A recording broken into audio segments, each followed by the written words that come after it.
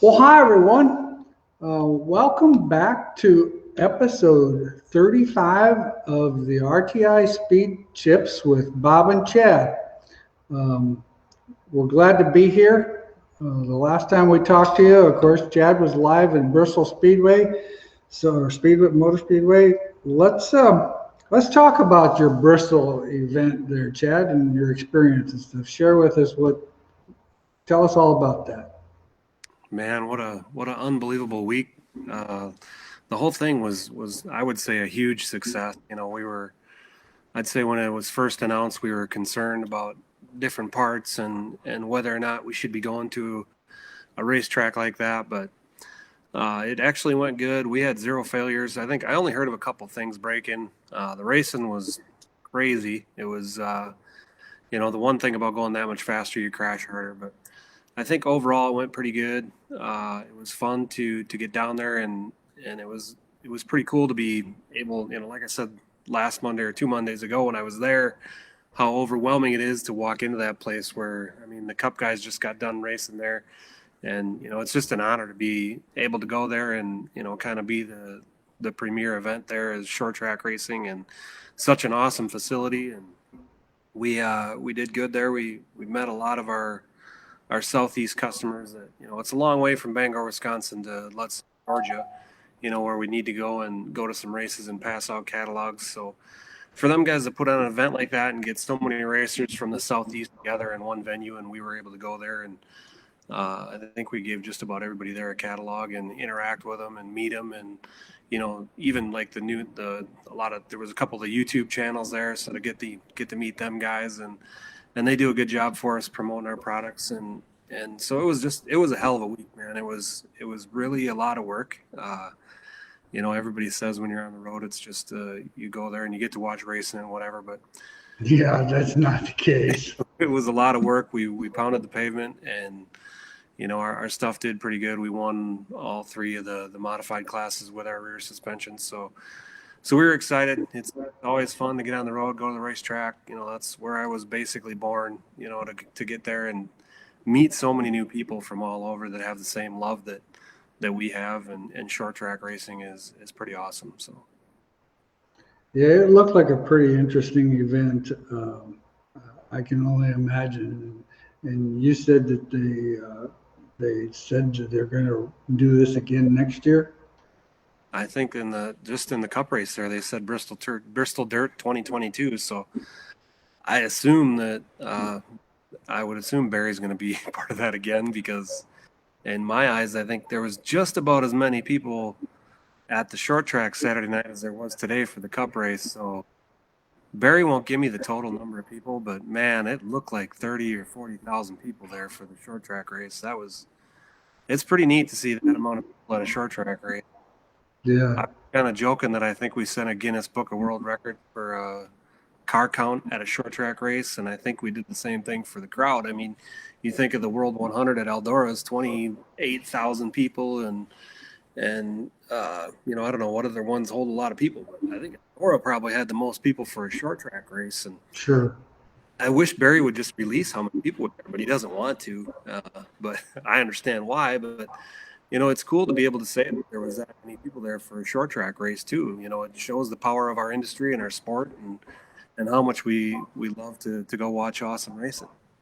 So what was the total count on competitors anyway? I'm not even really sure. I heard a lot of numbers between 1,000 and 1,250, and I don't even know what. That's kind of what we were looking at too. Or that's what I had heard, was in that 1,200 range. Yeah, I think initially it was 1,400 entries or whatever, but there was a few missing in each class, so I think it was between somewhere in that 1,200 range. But yeah, still pretty wild when you think Boone is what, 900 or 1,000, so it was, to that capacity. Yeah, no, it looked pretty exciting. Okay, well, we got our first question. Anything? Talk about the 5.5 inch the 5.5 inch cup bearings are ready to go. Yeah, we finally released that today. I know I've been saying 2 weeks for like 8 weeks, but they are ready to go. They are plated, so we we got more bearings in today. We were waiting for 5-inch bearings, so it's been a struggle trying to get enough product here to support these, but these are ready to ship now. We have 100 ready to go, so Awesome. the people patiently waiting for them, including you. Your box shipped either today or shipping tomorrow. So awesome. So them are rocking up. Cool. Okay, first question. What is the advantage to running the new Swift Tight Helix spring on the right rear of an IMCA stock car? By the way, really like to watch this show. Great job. Well, thanks, Derek. We appreciate that. It's kind of what we do this stuff for, is just to kind of give back to the racer and have the racers support us all the time. So it's kind of a privilege to be able to give some support back. The biggest thing is with that tight Helix spring, the way I understand it is that it's something that can kind of actually go a little bit more of a coil bind and actually get a lot of stiffness to that right rear spring, which gives you a side bite getting into the corner. I don't have as much knowledge on that as what I should to really be answering the question, but I think that's from what I understand. And with the stock car being a little heavier, from what I've told, it works really well on stock cars, because once again, you can go in and kind of lean on that right rear. It makes it stiffer, because it's what it is. It's kind of like it's actually like a progressive spring. So when you're coming back off of it, it gets softer, so it doesn't hurt the drive off the corner like if you put just a real super stiff spring in there. So to my knowledge, that's kind of what I understand about it. But I will dig into that a little bit more and have a little more information for you on the next show. Brent's got a question. Bob, 8 to 10 episodes back, you said you used to aim for 60 pounds difference in weight across the front. Is that with or without the driver? With left rear gas shock on or off and race ready with the driver, is the 60 pounds for both a B mod and an A mod? That's kind of what we always shot for, and it's just a number that we always went with. And we usually, all of our measurements are for with the driver in the car. Now, once again, some chassis manufacturers, and when I owned Harris Auto Racing, we actually did the same thing. We set everything up for the average 200-pound driver. But now, when we switched to selling the GRT product, Joe's theory was with the driver, and of course, nowadays there's a fairly broad range of driver sizes, so it's just more consistent to do it with the driver, I believe. We always leave the left rear gas shock hooked up because even though with that gas shock hooked up, it maybe adds about 20 pounds of bite in a static mode, but when you're on the racetrack in a dynamic mode, that gas pressure isn't that big of a factor, because that left rear is pretty much all the way extended most of the time. And we kind of do the same thing. The A mod and the B mod, there's not a lot of difference in how we set the cars up. I mean, we use the same theories, because before we had the A mod, we had a 2-link, or years ago, the A mod was a 2-link car. So it was basically our sport mod back then. So that's kind of my opinion. Jimmy, is there much to gain having your right front through the upper A-frame instead of in front? If it makes a difference, I do seem to run into it a lot of stuff. Anytime you can put the shock where it's out of harm's way is by far a big advantage. Your rate could vary a little bit because you're changing, where it is. I mean, if I was able to run the shock in the stock location, I truly believe that wouldn't be all bad. The advantage of having it in front of the A-frame, you can get closer to the ball joint, so you're not dealing with that ratio of the A-frame. But whatever works best for you. I don't think there's a tremendous amount of performance advantage or disadvantage either way. Brand has, these guys look like they've been ready for a week here. What do you think, Chad? Brand has, I have a question on a 4-length zero bird cage. My chassis company said 17-inch length uppers and 15-inch lowers, but it's not zero bird cage. Is it okay to make the length longer or shorter to get the cage zero index? Also, with the bird cage, where do we start on the bird cages? All mine are in the 5-inch holes. I'm gonna let you have that one, Chad. So, I mean, if you don't have a zero index cage with the plates with the holes that are offset, then you might as well throw the term out because you can't zero index without that. Some guys, tried to unindex the cage a ton so that when it drooped, it was at zero. Well, that's one way to do it. I don't really like doing that because it makes the car, you have to start so far unindexed. It has to go past center before it starts indexing to build traction. So the proper way is to have the proper cage to do it. Lengthening and shortening the rods, the upper and the lower, is how you index the car statically at ride height. So when you say zero index, when you're at ride height scale, that cage should be 0 to 3 degrees into the spring towards the rear, and you adjust that by lengthening and shortening one, shortening the other, the rods. The whole zero index thing, as far as, it's named wrong. It should have nothing to do with zero index. It should be called compliance because it has, so many misconceptions with it that it's difficult to keep in front of all the misconceptions. But you want to have if you want to do it right, you got to get a zero index suspension cage on there and move the arms and actually go for what we're trying to achieve there. And that's no bar lock in the upper so that your left rear suspension has compliance. Yeah, and what you end up having to do there is you end up moving it back, like the top one, you move it back on the cage and you move it back on the chassis. Now, if the chassis doesn't have the adjustable mounts forward and backward, you'd have to actually add those mounts. So that's one of the things to talk with a chassis builder. And he's probably right about the 17 and 15 if that's what his stuff is set up for. That's where you got to have a separate set of holes to be able to use that to its full advantage. So he just said if you do have our zero cages, so if you have the zero index cages and then it becomes what you have on the chassis side. So like Bob just said, you have to have a row of holes to go back on the top from your standard location on the frame, and then a row of holes on the bottom to go forward. So theoretically, we're taking the same bar lengths and just offsetting them so that when the cage indexes, it doesn't bar lock and go over center. So if you do have our zero index cage, you can achieve it.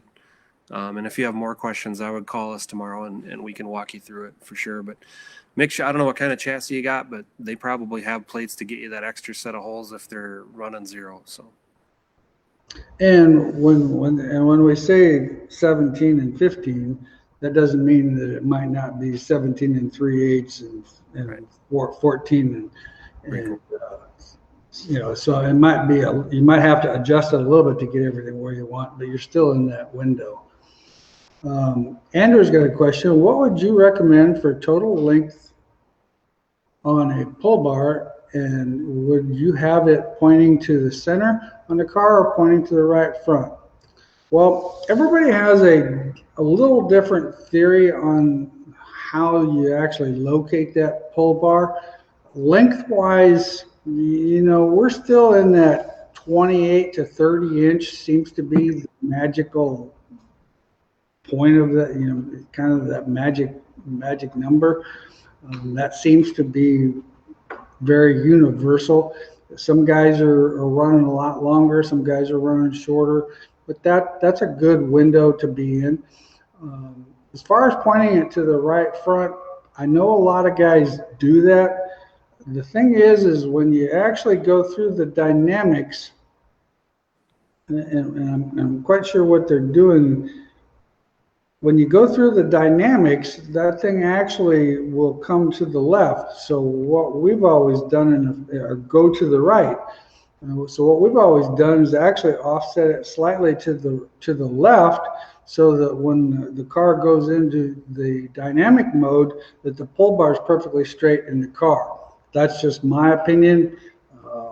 Like I said, there's quite a few guys out there that do it a little differently. And I'm not saying that their cars are slow or fast or whatever. That's just my opinion. On an IMCA stock car, what's the best rear percentage to run without getting the car over total weight? Well, I mean, if you could get that thing in that 50, I mean, ideally, if a guy can get in that 54 to 56-inch range is good, but with that motor being so far ahead, you're gonna be pushing that weight just a little bit. But that would be my shooting point. I would try to make my car as light as it could be so I could add that weight to the rear percentage and not be so far overweight. But that's always been a real good number. That 54, 56-inch range is pretty good. Hi Kevin, how are you doing tonight? If your chassis has different mounting holes to change the angle of the slider or the right rear coilover, left to right, what does this accomplish by changing the angle, and when would you use this to tune? What we've actually found on that, it's almost kind of like changing a spring rate in a sense. You put a little bit more angle on the upper or on the coilover, and it seems to soften the rate. I still like running a certain amount of angle in there because I kind of, that triangular effect where you get that motion, because when the car rolls, if you were straight up and down, the car would actually, the spring would end up being at the wrong angle. So when you start at like a 15-degree angle, the car's always pushing towards the tire. You kind of make yourself an imaginary line between the pivot point of that upper and pivot point of the lower part of the spring. How it ends up going in line with that tire is kind of how it loads that right rear tire. So in answer to your question, when you would change that, I would say, for example, if I needed something a little bit stiffer, I would maybe move it out one hole. I still wouldn't ever go under 10 degrees of angle on it. And you could also, the same thing, if you want to go softer. Trends today more going stiffer than there is going softer. So that's kind of where you could actually start with a stiffer spring, put some angle in it to soften it up if you needed to. But that's what it would do. Just bought a 2014 Harris Sport Mod with a 2015 front end update from BHE. Wondering what you guys run for ride heights. Also, would it be worth it to get it updated? If so, how much does that typically run? Well, if we were to update the front end, it depends on which direction we would go. If we went to the 2019 front end, which is still a very good front end on the Sport Mod cars, you're going to probably spend in the neighborhood of $1,200 to $1,300. If you went to the 2021 system, which has got the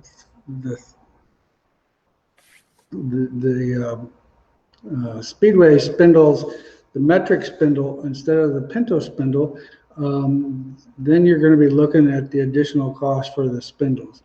And that particular car probably would work the best with the 2000 or with the Pinto spindles on it.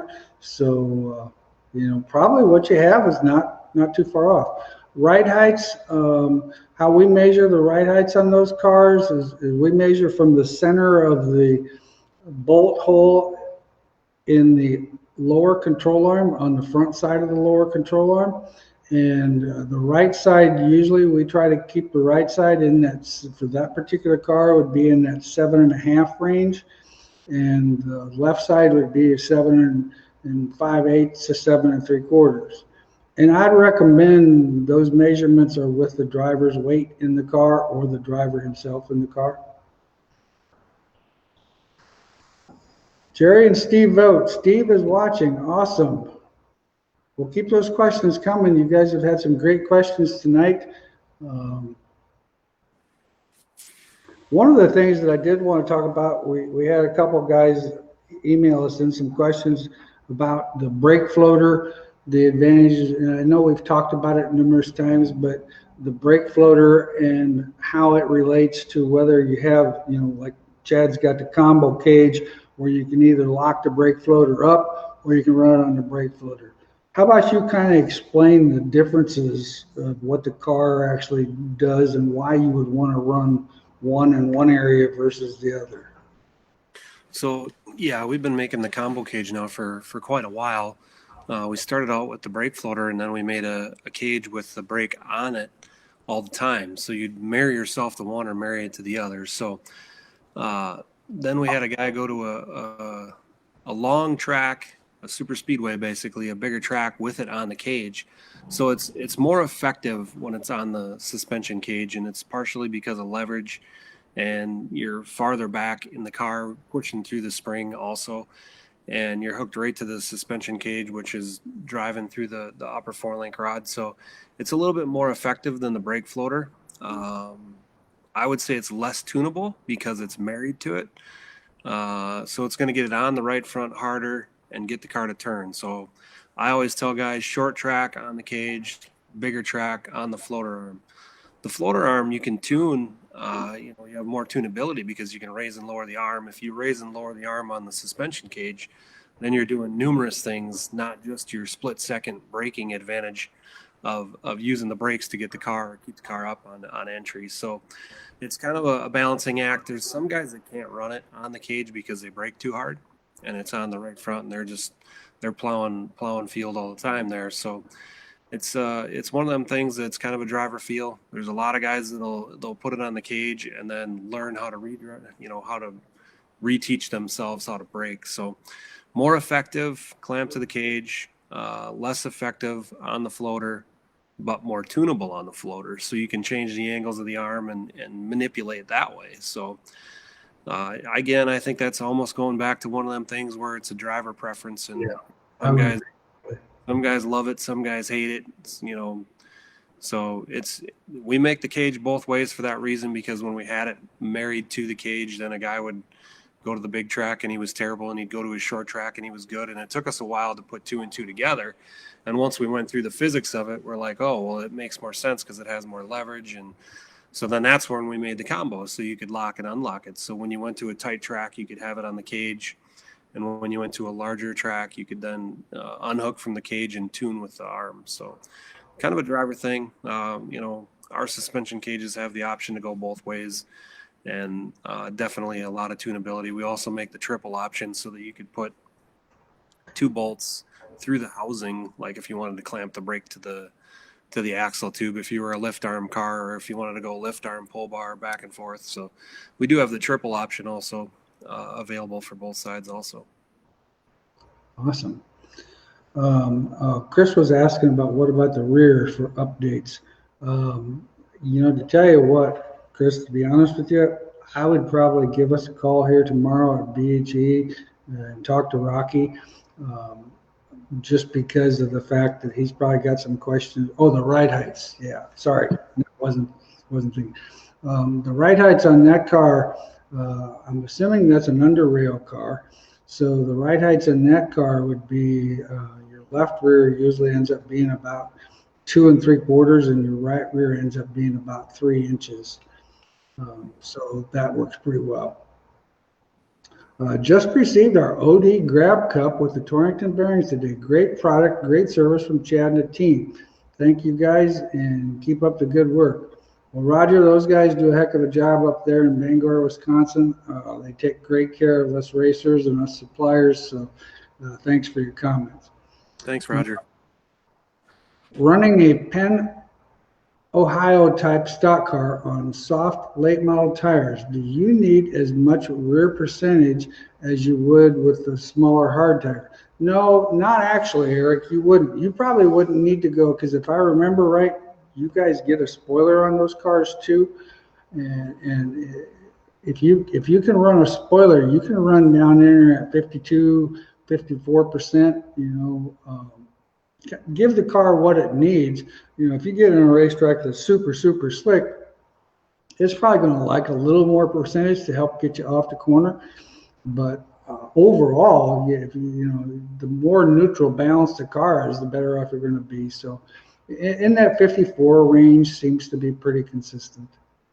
If running a clamp left rear and a spring on the top right rear forebar on both sides, when drop is limited to 3.5 inches, should you add more rear spring or less on UMP tires for traction? Well, that's a great question. Buck, let me think about that one for a little bit. You're running the left rear clamped up. What's your opinion on that, Chad? I've never run a car that way. I don't know much about it. I know there's a couple of EMA guys have done it with a 2-link left rear and a 4-bar right rear. I don't really know much. Don't know a whole lot about it. Yeah, because this has got the 4-bar on both sides when the drop is limited. 4-bar both sides, left rear shock clamped up? Yeah, that's what he's got. The biggest glitch that he's got is they are limited to a 3.5-inch drop rule, so they can't have a lot of drop and get a lot of rear steer. So, in my opinion, with that UMP tire, I don't see a lot of spring. In my opinion, the tire has a lot to do with it, but the overall weight of the car still kind of dictates what the springs are. So, in my opinion, I don't know if I would change my rate for the tire. Now, in the front, maybe a guy might want a little stiffer right front just because, the tire has a little bigger sidewall and there's a little bit more spring rate into the sidewall. But that's kind of my opinion. What's your opinion on not being allowed to run an upper lube in methanol this year? Has there been any clarification on that rule and allow us to run any upper lube? Well, Travis, I'll be the first one to admit, in my opinion, the motor is supposed to make our race cars and our suspension look better. So I don't have an opinion on the engine thing. I couldn't even tell you what the latest rules has been. I stay out of that motor deal. That's a question for your motor guy, for sure. Jeff, on a 4-bar A-mod, should all the bars be straight in dynamic mode looking forward? Well, I like to see them relatively straight or just slightly towed in. But the biggest thing, because you'll notice, especially with your right rear is the one that moves so much, you'll end up actually having to have in a static mode. You look at the right rear, and the right rear will actually be slightly towed out, and it looks just stupid. But when you go through the dynamic motion and the car rolls, you still want those two, because keep in mind, our 4-link cars really were designed after those factory stock cars that have 4-link or 4-link stock suspension. So a little toe wouldn't be a bad idea. And when I'm talking a little toe, I'm talking less than an inch. But straightforward is going to give the car, in my opinion, probably more traction. But a little toe is okay, just because you can allow for some of the movement that you might not see when you put the car through a dynamic mode. Can you explain how to use the load stick, what to look for to go with the travel, since it seems to be the go-to tool now? Well, what I can tell you, the thing about the load stick that's the greatest thing is the fact it gives you a lot of data. And then I'm going to let you take it from there, Chad. Yeah, so once you get your car scaled and establish a benchmark center to center on your front springs, your front corners, you'll write down that number. Then you'll take the car, put it in the air, and we like to always do it with the car in the air, right front tire off. You want to get the most consistent data as you can. So a lot of people, well, not a lot, some people like to use the load stick on the ground. I don't like to do it on the ground because of the variables. 4-link rod in a different hole, 10 gallons of gas versus 5 gallons of gas, that thing's going to pull different. So we're going to build our most accurate data as we can, and that's going to be in the air on jack stands, right front tire and wheel off. So once you have that center to center benchmark, you put the stick on, compress it with the stick zeroed, then you compress it to that center to center distance. Let's just say 18 inches is your center to center, and you get the number 500. That's now your benchmark. So when you want to change springs, if you're going from a 500 to a 550, you can change it at that ride height number. So then when you're at the speedway, you have that data. You don't have to measure anymore, shake the car, get a bunch of measurements, and try and change springs in a dirt path, a dirt field, wherever racetrack you're at. So you put the spring in, put the load stick on, wind it up to the 500, go to the speedway, and it's perfect. The load's right. Where the load stick is helping us tremendously is when you start looking at your down number and your total load. That's kind of what the late models all focus on, and asphalt cars, they're all going off the total load of that corner. So what I would do then is, if you got your benchmark, your scaled center to center, ride height, load number, then you'd go to the speedway, and I like to take my Sharpie and paint the shock shaft. Go out, run on the speedway. You'll have that Sharpie worn off where you run, where you ran most of the time there on that run. If you hit a bump coming on the track, funky, your shock rubber is going to give you false data. So either go off the dust ring or paint the shock shaft with a Sharpie. Then you have 3 or 4 of your homies get on the front of the car, push it down to where that Sharpie line is gone, measure the center to center. That's your down number for that speedway.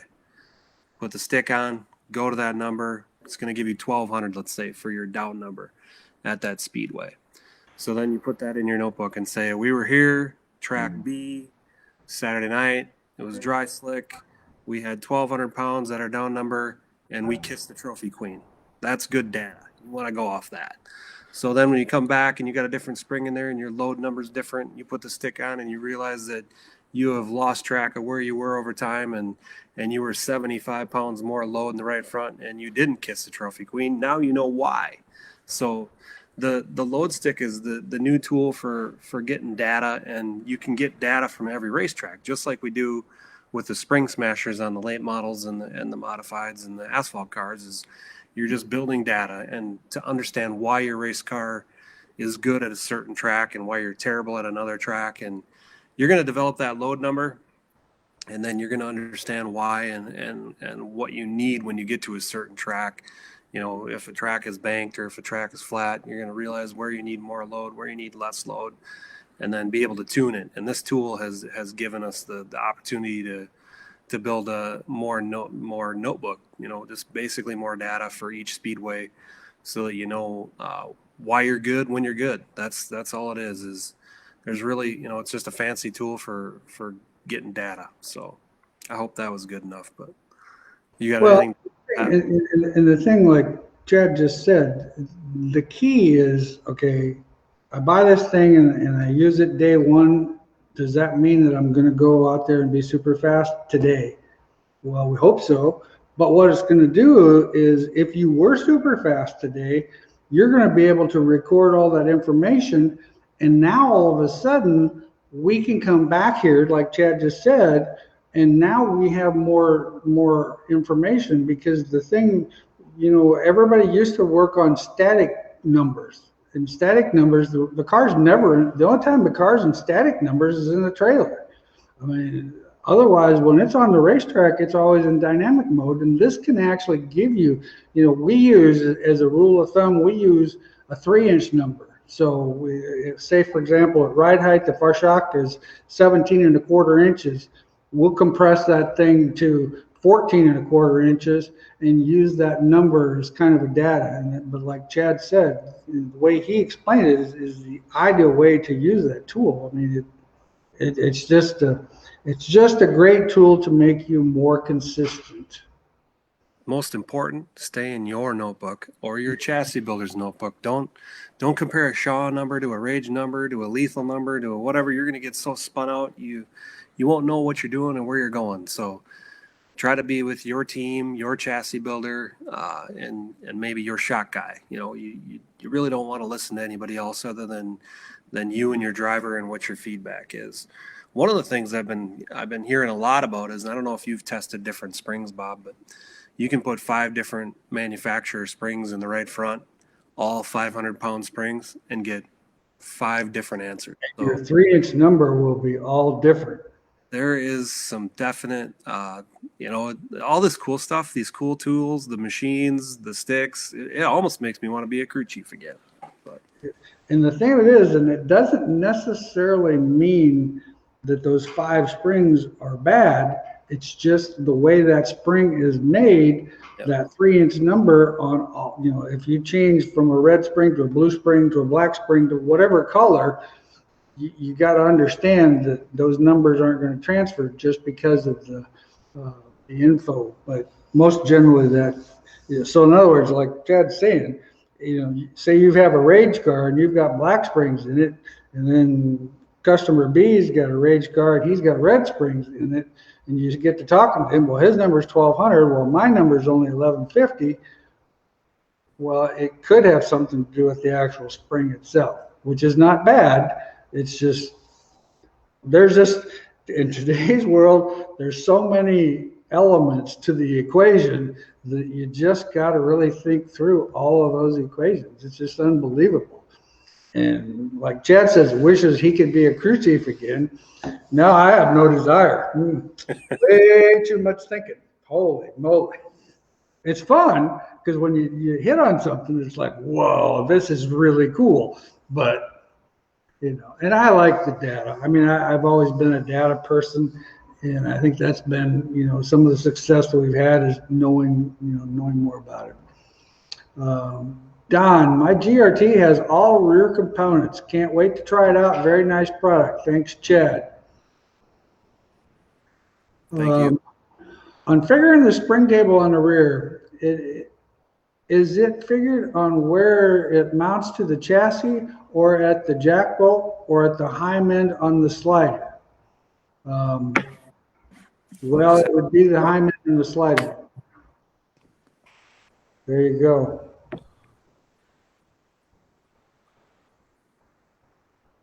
So on the rear, it's always where the coilover hooks up. So if it's higher on the right, it's not going to roll over as easy. Lower on the right, it's going to roll over easier. On a spring separate, it's always where the screw jack tip ends. Gerald, as I read through your question, my first thought is give Ben Baker a call at AFCO Racing Products tomorrow. But anyway, got a new brake system with both master cylinders being 1-inch, new pedal assembly, new lines, new calipers, new brake gauges. Any idea why I can't get rear pressure? With the brakes cranked all the way to the rear, the brakes are uneven. When I have have bled the brakes every way imaginable, tried to adjust the master cylinder rods and can't seem to figure it out. Is this common with both? No, it's not common. I'm not sure. I wished I was. Yeah. Need to be there, but it's probably the lines. I would have to say there's probably still some glitch in the line somewhere. But once again, you can call AFCO Racing Products and ask to talk to Ben Baker. Ben's an expert on these brake systems, and he's run into about everything imaginable. I would definitely give Ben a call tomorrow.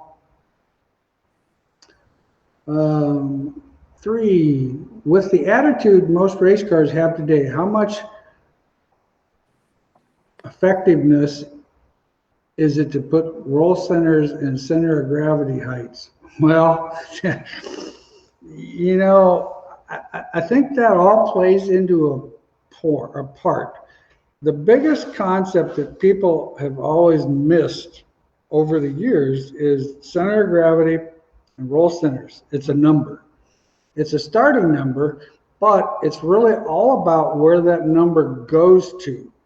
And that's the thing that a lot of people haven't really understood over the years, that I can have a roll center that's 4 inches above ground and 2 inches to the left, or 2 inches to the right, whatever the number would be. It's all about when that car goes through its motion in the dynamic set, where that roll center moves to. I don't think it's as important today as it was at one point in time, but I think it still has quite a bit to do with it, because once again, where everything goes to in dynamic is what's most important. So keep that in mind. So how do you use the load stick on the left front side of the car? Same thing, just in reverse. So, I mean, you can, again, paint your shock shaft to see how much you're going down, which you don't get as much travel, obviously, on the left front, but you get extensions. So you can use the load stick then to go on the left front and have your ride height number, and then you can jack the car up and see how much extended load you have when you hit the chain, just like you do on the left rear. So that's another tuning feature that guys are just starting to use the stick for, is seeing how much, dynamic load they have on the chain on the left front, and how much they have on the compression. So there's two sides to tune there, where the right front mainly is just a downward stroke, because you're probably never coming past ride height when you're coming down the straightaway, mainly because you have that shock that only moves a 16th from ride height. But so yeah, that's how. Are you using it on the left front, Bob? Building any notes? Actually, we are. We've actually used that. We started using that middle of the year last year, and the fact was that people don't understand. Well, the adage of the old days of leaving the left front at home, so to speak, is gone. I mean, the left front still is very important, and we've found now with using the chain on the left front, it's all about how much load you still have on that tire when the car is all in dynamic mode. And it really has a big impact on what the car responds to off of the right rear, what you do on that left front. So it's very important to use it, no doubt. Steve has got a great comment here. Had a similar problem. Make sure the bench bleed, the master cylinders, and the bleed screws are pointing up. Yeah, very good point. Sometimes those master cylinders, when they're new, bench bleeding them definitely helps get the master cylinder working correctly, and then put it in place, and that might solve some of the problems.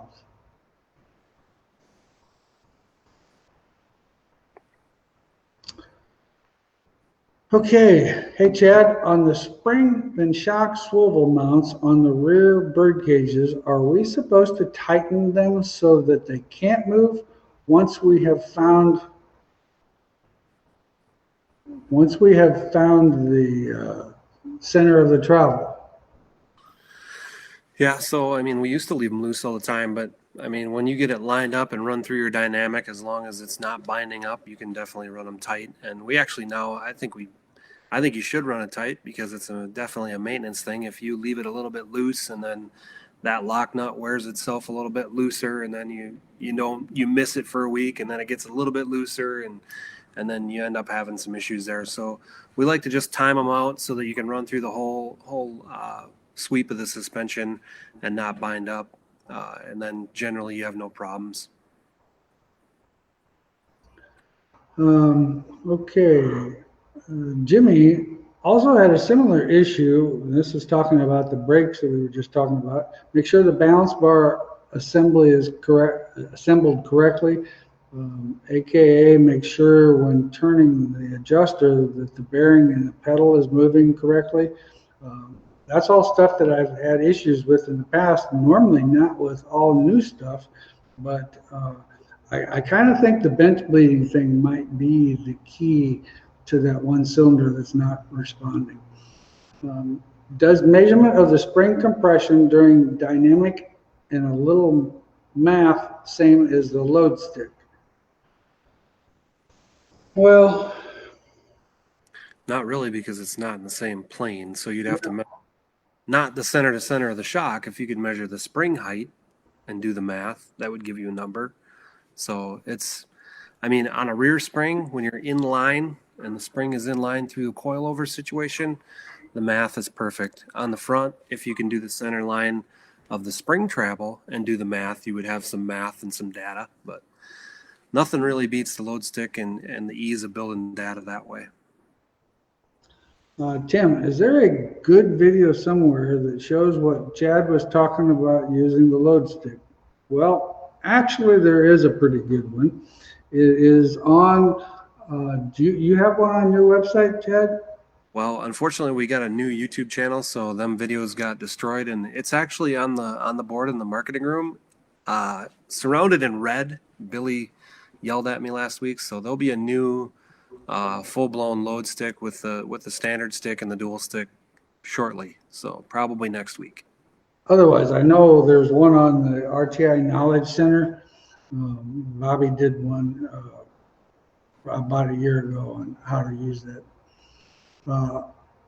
A mod set up on a lift arm with benefits are they running a 6-coil versus a straight chain?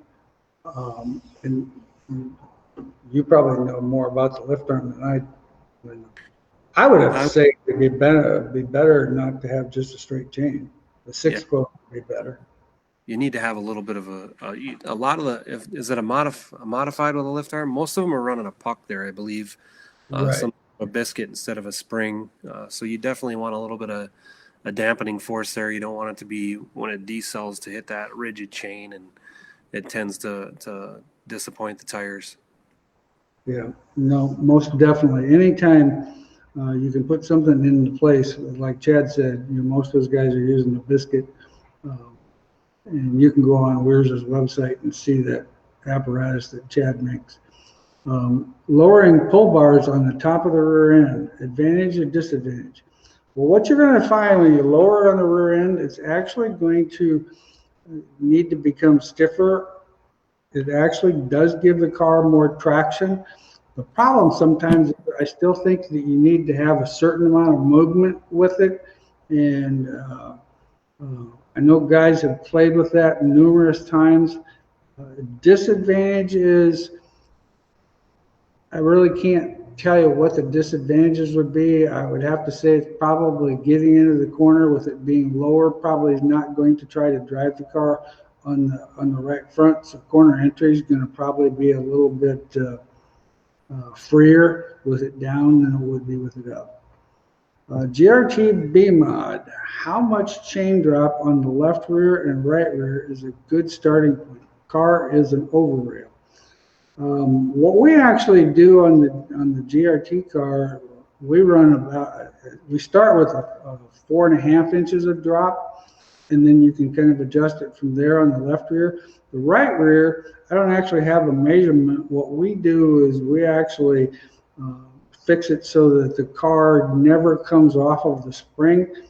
And now the spring will be relatively loose in there, but there's no actual gap where the spring comes completely off.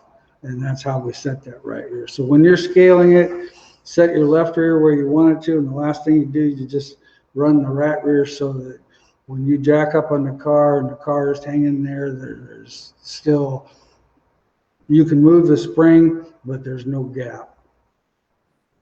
I plan on putting the Wehrs OD drop cup on my right front and OD tall cup on the left front of my GRT modified. The setup calls for a 500-pound spring on the right front and a 450 on the left front. I've heard you talking about stiffening the springs with the OD cup. Can you talk about this, please? To be honest with you, I actually don't think I would change my springs. I think you're right in the realm of where you need to be. What it does is it takes a lot of the bind out of the spring. So I think the spring works freer and the whole car actually feels a lot freer. But we went up a little bit in spring because I thought it was freer, and we ended up actually, a lot of the cars that we've had, we're still, that 500 and 450 seems to be pretty standard with those cars, even with the new OD Cup. If you're getting too much movement right front spring, I would definitely make some other adjustments in the car other than softening that spring up or stiffening that spring up. But if you have to, I mean, a 525 isn't going to be out of the question.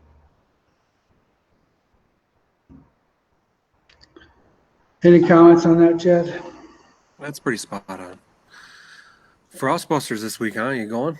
Frostbusters are this week. I tell you what, we're finally going to get going here. They got practice tonight at Stewart International Speedway, and then racing there tomorrow night. I've heard the racetrack's in really good shape, which I know Mike would make sure the racetrack's in good shape. Then from there, they go to Independence and Vinton, and it could be Vinton and Independence, and then go to Marshalltown, and then we go to Boone Speedway. I'm definitely probably going to go tomorrow. Chad and I were talking about some of my other adventures that I do other than racing, and for some reason or another, my body joints have become a little more sensitive to cold weather.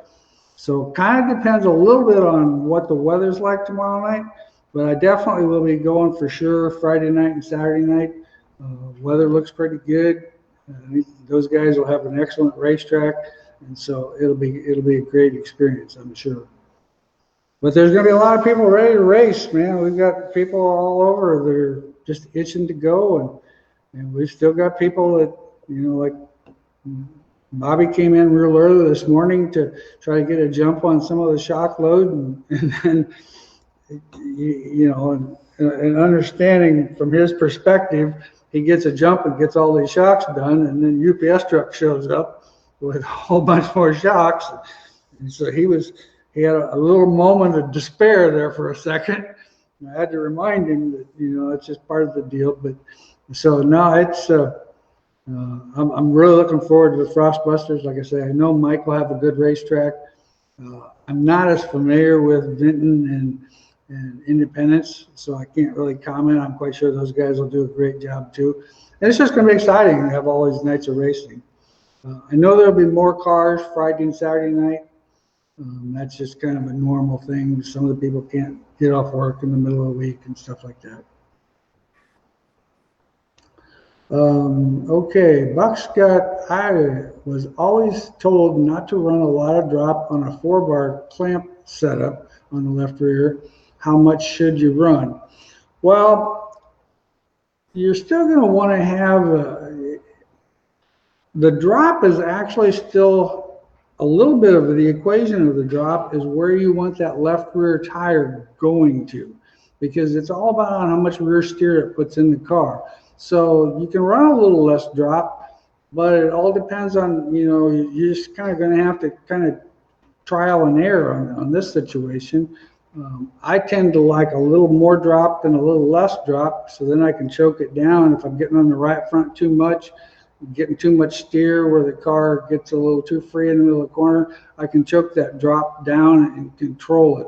Where to me, it just seems like sometimes if I start with the chain a little shorter, it's more of a gamble on going the other way, but that's just my mind and how it works. It doesn't mean it wouldn't work the other way. Okay, left front chain link on a modified open motor. Well, I can't really give you an actual left front chain link, Jeff, because it just all depends on where your chain is actually mounted. As a rule of thumb, I start my cars out with 1.5 inches of drop on that left front tire. So whatever your shock measure is 17 inches, I would set my chain so that my shock measurement is at 18.5 inches, and set my chain there. And then you can really tune it pretty easy from one side to the other side. More than likely, you'll probably shorten it up a little bit, but that seems to be a pretty good deal as a rule of thumb. Have an older square tube metric car. Which would you recommend, standard 3-piece spindles or the 3-piece pintle spindles, and why? Well, I think the pintle spindle, the standard metric spindle, if I'm not mistaken, still are a little bit more kingpin inclination. The 3-piece the new three-piece spindles, I think they've got less, they're only at like 7 degrees inclination. And the thing that I've found with the new spindle, when you take some of the inclination out, it seems to actually make the car pick up a little bit of mid-corner speed. There's just a little bit more speed in phase 2 of the car, and I just think it's because when the car gets on the right front, it's not changing so much as where when you have a 10-degree spindle, your camber or your caster gain is quite a bit more. So that's just my opinion. With the three-piece spindles that are modified, are spacers necessary between the steering arm and tie rod heim, or just for bump steer adjustment? Just for bump steer adjustment. Most of the time, like on our cars, when we went to the three-piece spindles, we're using a very small spacer in there to get the bump steer right. Seems as if the left front is bound up when jacking it up. I would still put a 1/4 of an inch spacer in there. I think I'd have to look at my notes, but I think we've got 5/16 on our left front and 3/8 on our right front is what it ended up being for the bump steer, or it could be the other way around. I'm not really sure, but it was a very small spacer. Not like what we used to run. We used to run those 1.5 to 2 inch spacers for sure. Well, we got 3 more minutes. I'm excited about the Frostbusters. It's going to be a lot of fun getting out there to get to see everybody and see their new cars. And you got that experience last week at Bristol, so I'm looking forward to that. Have not been to an actual race this year, so I'm excited about that. And all the racetracks that are on that circuit are all good racetracks, so it's going to be some great racing. One last question. Chad, can you explain in detail about your 2.5 right front spring drop cup? Thank you.